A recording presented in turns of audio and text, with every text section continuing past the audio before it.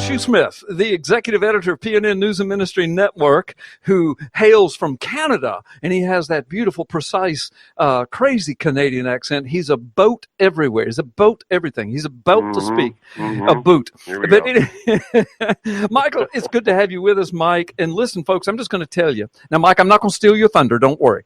But Mike is getting ready to blow your mind because I know where Mike is going. He's going to talk to you about the National Prayer Breakfast and what's really behind it. He's been delving into this. He's been glued to documentaries about it and digging.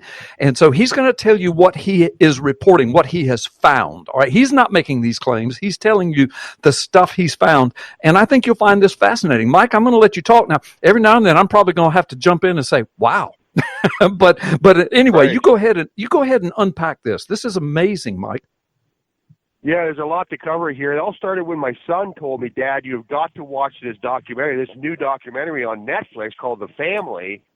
You're going to be blown away by this thing. So I start watching this, Carl. It's in 5 segments. It's a short documentary. It's not super long. But, it's about this group called The Fellowship. And as I was watching this documentary, I was watching it slackjawed. I could not believe what I was watching. And many people are having that same reaction to this documentary.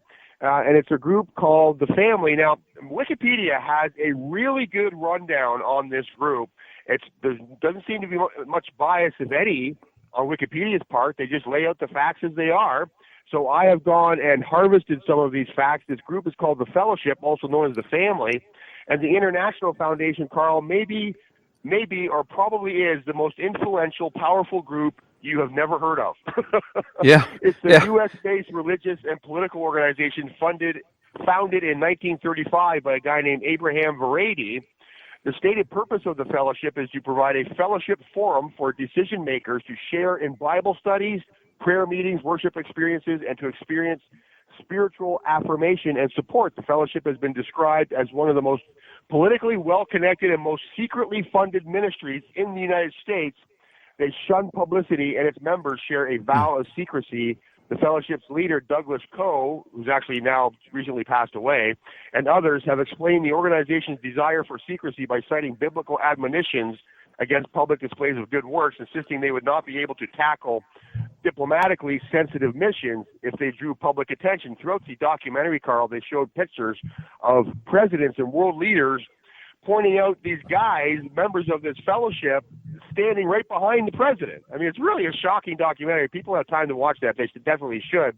The fellowship holds one regular public event each year, the National Prayer Breakfast, which is in Washington, D.C. Every sitting United States president since Eisenhower, Carl, has participated in at least one National Prayer Breakfast during his term. The group's known participants include ranking United States government officials. These are members of the group, by the way.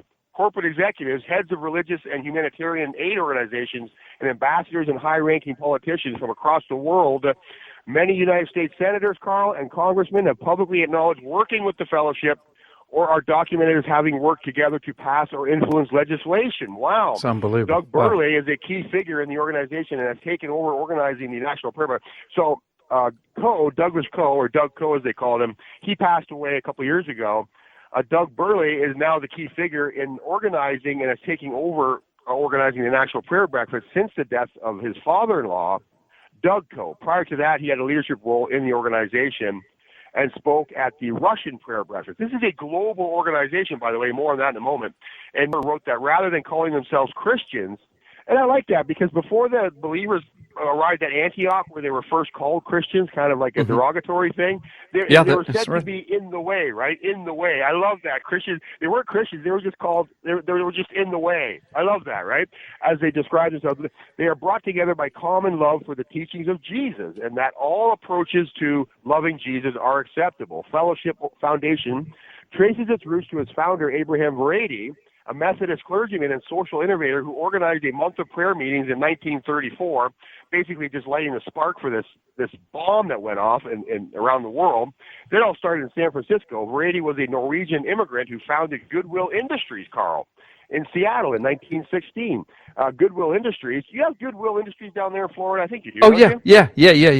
Well, everybody down here knows what it is. Yeah, in 1916 to assist the city's unemployed Scandinavian immigration population. That's why it was founded. Goodwill Industries soon occupied a city block where they repaired and processed discarded clothing and furniture and converted waste to wages. And that's something they still do, heavily involved in to this day. The fellowship was founded in 1935 in opposition to President Franklin Roosevelt's New Deal. His work spread down the West Coast and eventually to Boston. So, Carl, this whole thing was spreading like a wildfire. And by 1942, there were 60 prayer breakfast groups in major cities around the U.S. and Canada, including Chicago, L.A., Minneapolis, New York, Philadelphia, and San Francisco, Washington, and Vancouver. That same year, Variety began to hold small prayer breakfasts for members of the U.S. House of Representatives and the U.S. Senate. I mean, the Lord has given this guy a ministry, right? Now he's got a ministry where? To the highest movers and shakers around the country, in multiple countries now. Even in 1946, he's in Canada already. And in 46, excuse me, he wrote a book and released a book with Reverend John G. McGee, chaplain to President Harry Truman, entitled Together. In the book, Variety explained his philosophy of visionary discipleship and gathering together in what he termed spiritual cells. They do have a quote from the book. I won't have time to get to that right now. But basically, he's forming spiritual cells out there, like small groups, really, with influence, Carl, that's going to shock you. In 1953, President Dwight Eisenhower attended the Senate Prayer Breakfast Group. He was invited by fellow Kansan Frank Carlson. By that time, Variety's congressional members also included Senators Frank Carlson, Carl Mundt, Everett Dirksen, and Strom Thurmond. This guy's got some big names now that are part of this family now, right? By 1957, ICL had established 125 groups in 100 cities, with 16 groups in Washington, D.C. alone, Carl. It had set up another 125 groups in other countries. During 1958, a mentor from the Navigators, Douglas Coe, joined Variety as Assistant Executive Director of ICL in Washington, D.C. After over 35 years of leading the Fellowship Foundation, Variety died in 1969, the year I was born, by the way, and succeeded by Richard Halverson as Executive Director. Halverson and Co. worked side by side until Halverson's death in 1995. So what is their influence exactly? Let's get into that now. Prominent evangelical Christians have described the Fellowship as one of the most, or the most, politically well-connected ministries in the world. Dr. Michael Lindsay, a former Rice University sociologist who studies the evangelical movement, said there is no organization like the Fellowship, especially among religious groups, in terms of its access or clout among the country's leadership. He also reported that lawmakers mentioned the Fellowship more than any other organization when asked to name a ministry with the most influence in their faith. Lindsay interviewed 360 evangelical elites, among whom 1 in 3 mentioned Doug Coe or the Fellowship as an important influence. Lindsay reported that it has relationships with pretty much every world leader, Carl, good or bad, and there are not many organizations in the world that can claim that. In 1977, 4 years after he had converted to Christianity, Fellowship member and Watergate conspirator Chuck Colson, many of the audience members will remember Chuck Colson, he described the group as a veritable underground of Christ's men all throughout the U.S. government. Wow.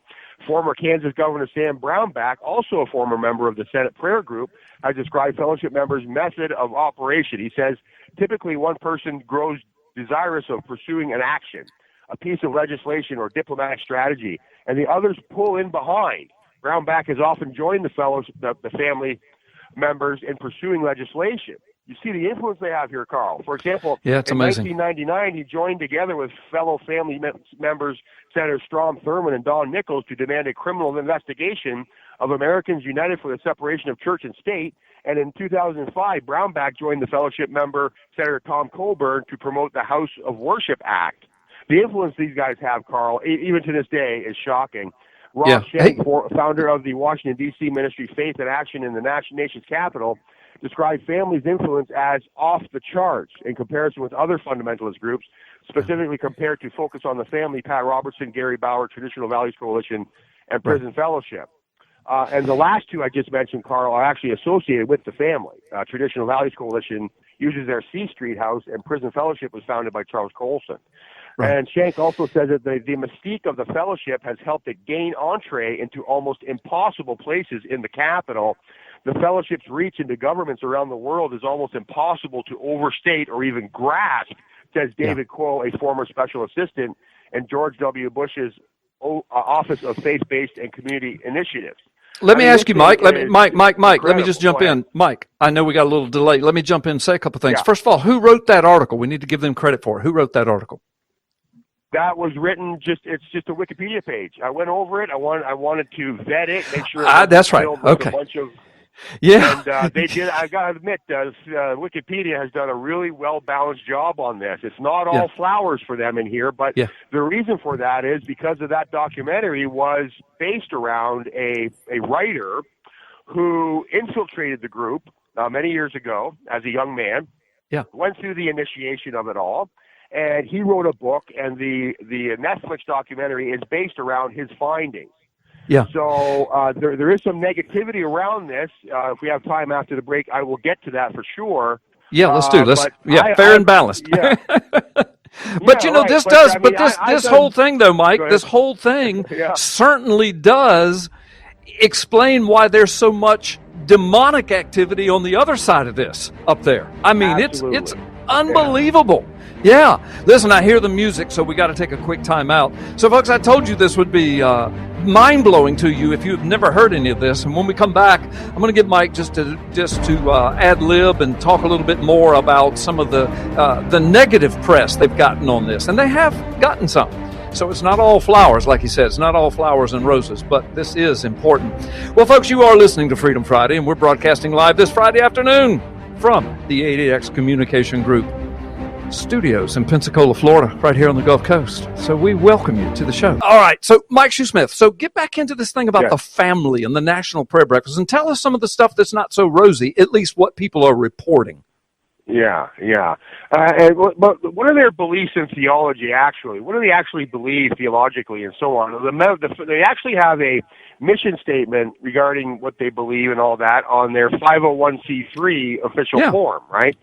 The Fellowship Foundation or the family's official 501c3 mission statement is to develop and maintain an informal association of people banded together to go out as ambassadors of reconciliation, modeling the principles of Jesus based on loving God and loving others, to work with the leaders of many nations, and as their hearts are touched, the poor, the oppressed, the widows, and the youth of their country will be impacted in a positive manner. Youth groups will be developed under the thoughts of Jesus, including loving others, as you would be loved. Nothing wrong there, right? Newsweek reported that the fellowship has often been criticized by conservative and fundamentalist Christian groups for being too inclusive and not putting enough emphasis on doctrine or church attendance. Carl, NPR has reported that the evangelical group's views on religion and politics are so singular that some other Christian right organizations consider them heretical. David Quo, staffer in President George W. Bush's Office of Faith-Based and Community Initiatives, who has been affiliated with the fellowship since college, said of the fellowship, for all the hysteria about Christian organizations, the irony that the fellowship is being targeted as a bad egg is jaw-dropping. This is so not focused on the family. This is so not Christian coalition. There are other Christian groups that are truly insane who purport to follow Jesus Christ and who I would submit do not. The fellowship is a loosely banded group of people who have an affinity for Jesus. Current Fellowship Prayer Group member and former U.S. Representative Tony P. Hall said, if people in this country knew how many Democrats and Republicans pray together and actually like each other behind closed doors, they would be amazed. The fellowship is simply men and women who are trying to get right with God, trying to follow God, learn how to love Him, and learn how to love each other, unquote. When he lost his teenage son to leukemia, Hall says, this family helped me. This family was there for me. That's what they do. Hillary Clinton weighed in on this. She described the meeting the leader of the fellowship in 1993. She says, quote, Doug Coe, the longtime National Prayer Breakfast organizer, is a unique presence in Washington, a genuinely loving spiritual mentor to guide anyone, regardless of party or faith, who wants to deepen his or her relationship to God. Okay, now stop. Okay, yeah, but stop. So if Hillary Clinton endorses it, I'm out. Okay, I'm out. So you're out. Okay. Yeah, I'm out. I'm going to bow out. I bow out. Okay. So let's talk about something else now. No, I'm kidding. You go on, but that's knowing what we know about that woman. That sounds so hypocritical. Now, I don't want to be too judgmental. I know some people are listening saying, how dare you judge her? Wait a minute. I'm not judging her. against me. I'm judging Hillary Clinton against the Word of God. And we have an awful lot that she has done and said. Jesus said, look at people, false prophets, people are going to bring you false messages, judge them by their fruit. We are supposed to judge. So I just want to get that straight for all the Pharisees out there who are judging me right now. Go ahead, Mike. Well, and Hillary Clinton described meeting the leader of the fellowship in '93. So that was a long time ago, and perhaps many multiplied demonic possessions of Hillary since then. I mean, she may have been sort of interested in the things of God in '93, and has now since fallen off the wagon so hard she hit every ugly stick on the way down. But they've taken a hit on their leadership model, though, Carl. This is going to be shocking to you. This is where things get a little dicey for me. Okay. Okay. All right. In one videotape lecture series in 1989, Doug Coe said, Hitler, Goebbels, and Himmler were three men. Think of the immense power these three men had, but they bound themselves together in an agreement. Jesus said, you have put me before other people, and you have put me before yourself. Hitler, that was the demand to be in the Nazi Party. You have to put the Nazi Party and its objectives ahead of your own life and ahead of other people. In the same series, Coe also compared Jesus' teachings to the Red Guard during the Chinese Cultural Revolution. He said, quote, I've seen pictures of young men in the Red Guard of China. They would bring in this young man's mother and father, lay her on the table with a basket on the end, and he would take an axe and cut her head off. They have put the purpose of the Red Guard ahead of the mother, father, brother, sister, even their own life. This was a covenant, a pledge. That's what Jesus said. All right, so now let me ho. We got a delay there. Let me break in. Let me put a little biblical. I'm going to put a little biblical context to this. Now, I don't know these men. I don't know this family. I only know what you have educated me on and what I have educated myself on. And now a lot of our audience. By the way, we just got a text from Tampa, Florida. Oh gosh, it just slipped off the screen here. But let's see if I can find it. It's from Tampa, and here it is. It's from Susan from Tampa Bay. Said just became aware of this very thing as well concerning National Prayer Breakfast and as a pay to play. She said, very, very eye-opening. Susan from Tampa. So Susan, thank you, first of all, for listening to Freedom Friday Live, and thank you for texting us. Okay, so Mike, but here's the biblical. You remember Jesus himself told us to be wise as serpents, but harmless as dove. Now, if you'll look up in most of the commentaries, they will say something similar to what that guy just said. That is, if these evil people know how to form themselves in groups and power groups and know how to influence hearts and to win souls to their evil cause, how much more should we not be influencing people and winning hearts and minds for the cause of Jesus Christ? Now, that's the way I hear that guy saying it. But of course, I know that the media, the leftist media, is going to report it by invoking the name of Hitler over and over. Like, look, he's a white nationalist. He's a racist. Yeah. He's a Hitlerite. By the way, Hitler Party was a socialist party, as leftist as you can get. The Democrats ought to feel very comfortable with all of that. Anyway, that's my context. Go ahead, Mike. Yeah, and just to clarify on that racist point, we don't have time to get into much of the other stuff I have here, but the family or this group that goes by a few names, but they are rabidly anti-racist, rabidly. Any kind of racism at all, and you were shunned out of that group, period, full stop. David Coe, a former White House aide to George Bush, said that Coe is using Hitler as a metaphor for commitment. The NBC report said a close friend of Coe told NBC News that he invokes Hitler to show the power of small groups for good and bad. So there you go. Yeah, there you go. So my context was correct.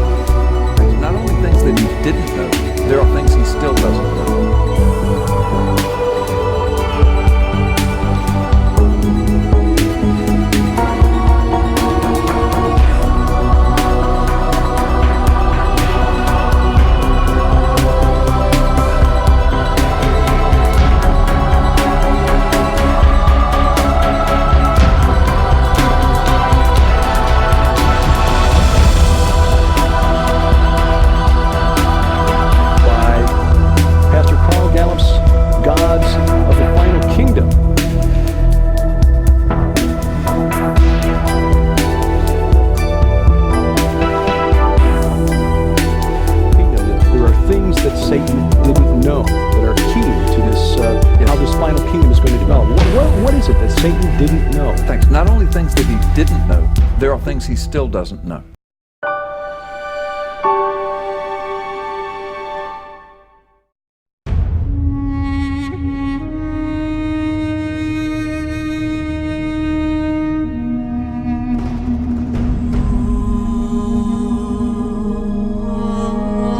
Former Israeli Prime Minister Ariel Sharon has died, aged 80.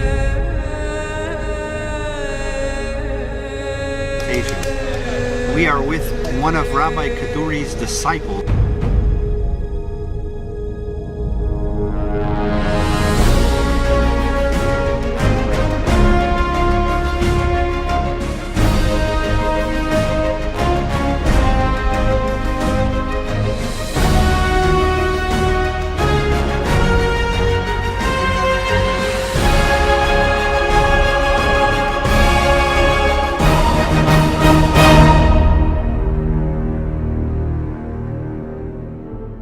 הצלחה רבה, והצלחה רבה ומהירה, בתוך ביאת משיח צדקנו בקרוב ממש, ואז ישפיע זה על כל כדור ואורץ.